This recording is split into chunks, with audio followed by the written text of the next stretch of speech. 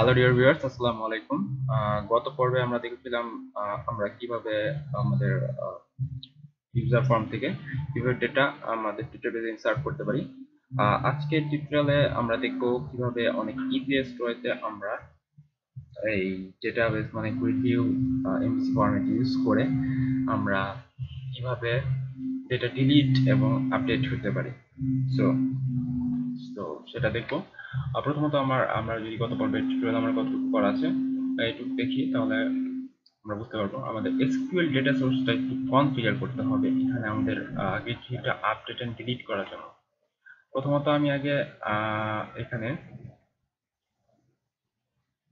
Edit column, edit selection, it's not necessary. প্রথমে আমার SQL data source configuration data সোর্সটা আবার একটু কনফিগার করতে হবে। নেক্সটে যাব। সরি, এখানে আমার অ্যাডভান্সে ক্লিক করবো। অ্যাডভান্সে generate, insert, update and delete. এখানে আমার ইনসার্ট করে আমি নেক্সট করব। নেক্সট করে ফিনিশ করে দেব। তোমার এসকিউএল ডেটা সোর্সটা কনফিগার হয়ে যাবে। এখান থেকে দেখবেন আমি insert editing and insert deleting enable deleting করে দিলে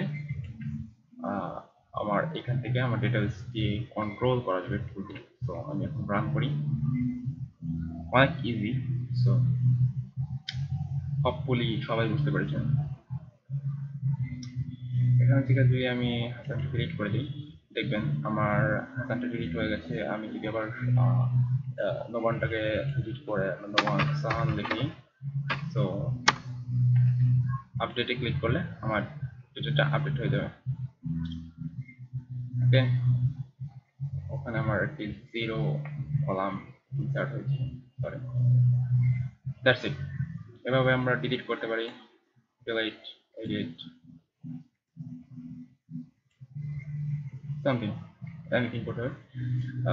সো আমরা আশা করি সবাই বুঝতে পেরেছি কিভাবে আমাদের গেট ভিউ থেকে ডেটাবেজে data insert, update and delete করতে হয়।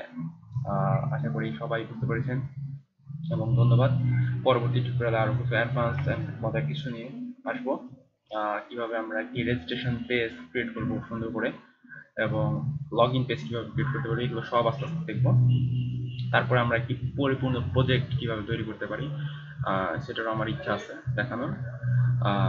আশা করি সবাই বুঝতে পেরেছেন এবং আমার সাথে থাকার জন্য সবাইকে অনেক অনেক ধন্যবাদ।